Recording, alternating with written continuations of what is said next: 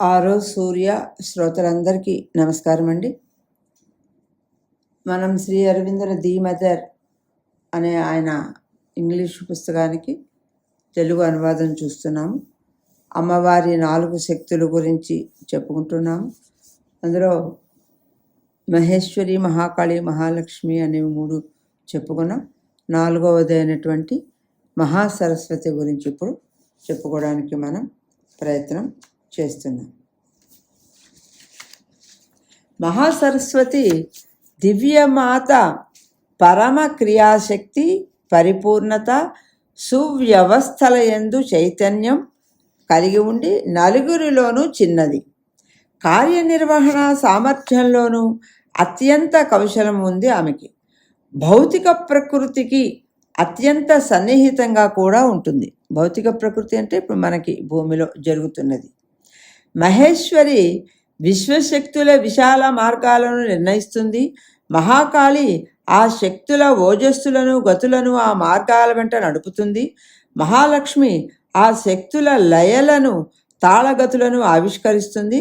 కానీ మహాసరస్వతి అవి పనిచేసే విధానాల వ్యవస్థ, నిర్వహణ వివరాలపై ఆమె ఆధ్వర్యం వహిస్తుంది. వివిధ భాగాల మధ్య సంబంధాలను, శక్తుల ఫలప్రద సంయోగాలు, వైఫల్యాలు లేని ఫలితాలు, సాఫల్యతలపై కూడా ఆమె ఆధ్వర్యం వహిస్తుంది. వస్తువుల పరిజ్ఞానం, కౌశల్యత, సాంకేతికత మహాసరస్వతి పరిగణలోనివి. అయితే సన్నిహిత మరియు సరి అయిన జ్ఞానము, సూక్ష్మత, క్షమ అంటే ఓర్పు, అంతఃస్ఫూర్తి మనస్సు, సచేతన హస్తాల నిర్దిష్టత, నైపుణ్యం కలిగినటువంటి కార్యకర్త నిశిత దృక్కులను ఆమె తన స్వభావంగా కలిగి తన మనసుకు నచ్చిన వారికి వాటిని ప్రసాదిస్తుంది. ఈ పరమశక్తి ప్రబలం, చాలా గొప్పది, అలుపెరుగనిది, జాగరూకతతో సమర్థవంతంగా నిర్మాణం చేయగలుగుతుంది. మంచి వ్యవహార దక్షత కలిగినది మహాసరస్వతి. మంచి పాలకురాలు, సాంకేతిక జ్ఞానం, రూప శిల్ప చాతుర్యం కలదు ఆమెకు. లోకాలచే వర్గీకరించగల శక్తి ఆమెది. ఆమె రూపాంతరీకరణను ప్రకృతి నూతన నిర్మాణాలు స్వీకరించినప్పుడు అల్పము అనిపించే విషయాలను కూడా విడవకుండా ఆమె ఎంతో శ్రమిస్తుంది. మన కంటికి తరచూ నిదానంగా జరుగుతున్నట్లుగా అనంతంగా సాగిపోతూనే ఉంటుందేమో అన్నట్లుగా అది కనిపిస్తుంది. కర్మలయందు ఆమె సంకల్పం నిర్దిష్టం, అవిశ్రాంతం, అలసత లేనిది. మనపై ఆధారపడుతూ ప్రతిదీ వివరాలతో సహా గమనిస్తుంది, స్పృశిస్తుంది. ప్రతి చిన్న దోషాన్ని గమనిస్తుంది. జరిగిన దానిని, జరగవలసిన దానిని మొత్తం శ్రద్ధగా చూసి అంచనా వేస్తుంది. ఆమెకు ఏ విషయమైనా అల్పమైనదిగా, తక్కువైనదిగా ఏమీ కనిపించదు. స్పర్శకి ఏమాత్రం అందకపోయినా లేదా మారువేషంలో ఉన్నా, అంతర్నిహితమై ఉన్న ఆమె దృష్టి నుండి తప్పించుకోలేదు. అలా ఆ మూసలో పోసి తిరిగి తిరిగి పరిశీలించి మరలా మూసలో పోతపోస్తూ ఆ వస్తువుకి యథార్థ రూపం వచ్చేదాకా ఆమె శ్రమిస్తూనే ఉంటుంది. మొత్తంలో దాని స్థానము ఎక్కడో గమనించి అచట దానిని అమరుస్తుంది. తాను అనుకున్నది నెరవేరేటట్లుగా చూస్తుంది. ఎంతో శ్రద్ధతో ఎల్లప్పుడూ వస్తువుల అమరికను మార్చి మార్చి చూసుకుంటుంది. అలా చేయడంలో ఆమె చూపు సర్వ అవసరాలను వెంటనే గ్రహిస్తుంది. వాటిని ఎలా తీర్చాలో కూడా ఆమె గ్రహిస్తుంది. దీన్ని ఎలాగా నిలుపుకోవాలో, దేన్ని నిరాకరించాలో వెంటనే ఆమెకు స్ఫురిస్తుంది.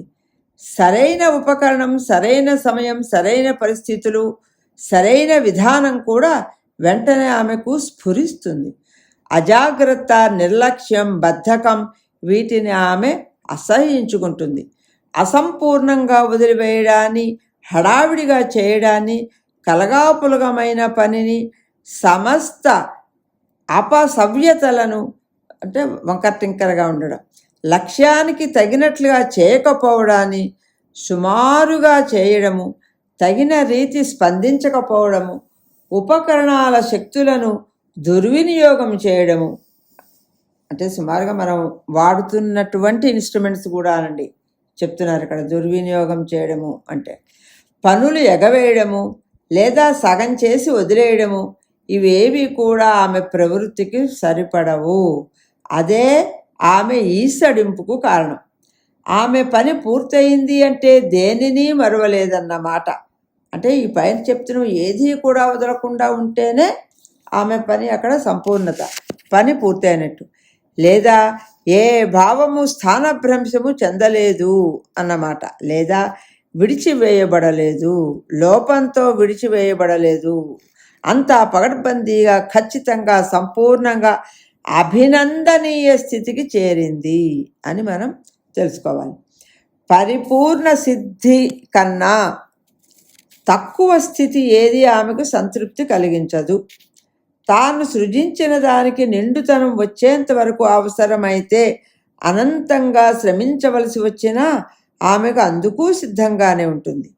అందుచేత దివ్యమాత శక్తులు అన్నింటికన్నా కూడా మనిషితోనూ మనిషి సహస్రానేక దోషాలతోనూ ఆమె అత్యధికంగా సుదీర్ఘకాలం యాతన పడుతుంది. దయామయి, అందమైన నగుమోముతో సన్నిహితంగా ఉండే సహకారి అయిన దేవేరి ఆమె. తేలికగా వెనుదిరిగిపోక లేదా నిరుత్సాహపడక పలుసార్లు భంగపడినా పట్టుదలతో సాగుతుంది ఆమె. అంటే అలాగ ఆమె చేయడం, మన చేత చేయించడం. మనం అలాగైనా మళ్ళీ మళ్ళీ చేయవలసి వస్తే ఏంటంటే ఎక్కడో సరిగా లేదనమాట, ఇంకా ఆవిడ పెర్ఫెక్షన్లోకి మనం వెళ్ళలేదు అని మన గురించి మనం అనుకోవాలి. మన సంకల్పాన్ని ఏకోన్ముఖం చేసి నిష్కపటులము అయ్యేంత వరకు చిత్తశుద్ధితో ఉండే షరతుపై మన ప్రతి అడుగుకు ఆమె చేయూతనిస్తుంది. ద్వైతీభావ మనస్సును ఆమె సహించదు.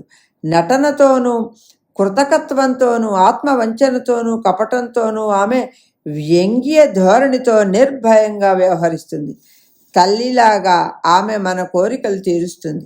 కష్టాల్లో ఆమె మనకు మిత్రుడు, సదా ఓదారుస్తూ ప్రశాంతతను చేకూర్చే ఉపశమనకారి, మంచి సలహాదారు. వెలుగులు చిమ్మే ఆమె మందహాసంతో నిరాశ మేఘాలను, మానసిక చికాకును, నిరాశ నిస్పృహలను పారద్రోలుతుంది. అందుబాటులో ఆమె సాయం ఎల్లప్పుడూ ఉంచుతుంది. శాశ్వత రవితేజం వైపు దారి చూపుతూ ప్రకృతి సమగ్రత్వం వైపు ఎంతో స్థిర సంకల్పంతో ప్రశాంతంగా ప్రగాఢమై సదా సాగుతూ ఉండే మన తపన ద్వారా మనలను నడుపుతూ ఉంటుంది. ఇతర శక్తుల కార్యమంతా పరిపూర్తి కొరకు ఆమె మీద ఆధారపడుతుంది. ఎందుకంటే పదార్థ పీఠానికి ఆమె ఆశ్వాసం ఇస్తుంది. ఆమె ఒక ప్రామిస్ చేస్తుందిటండి పదార్థానికి. అలాగే వివరాలను విపులపరిచి నిర్మాణాన్ని నిలబట్టి ఆ నిర్మాణానికి రక్షా కవచాన్ని ఏర్పాటు చేసి పటిష్టం చేస్తుంది. ఆమె శక్తులు ఎన్నో ఉన్నాయి. కాకపోతే స్థూలంగా మనం 4 శక్తుల గురించి తెలుసుకున్నాం. ఇది మహాసరస్వతి. మామూలుగా చదువుల తల్లిగా మనం అనుకుంటాం. అంటే చదువుల తల్లి అంటే చదువు అంటే కేవలం పుస్తకాల్లో ఉన్నదే కాదండి. మనం చేస్తున్నటువంటి ప్రతి పని ఒక అధ్యయనం, ఒక స్టడీ, ఒక లెర్నింగ్. అందుకని అందులో పర్ఫెక్షన్ మహాసరస్వతి అని దీన్ని బట్టి తెలిసింది. అర్థం చేసుకుందాం, ఆచరిద్దాం.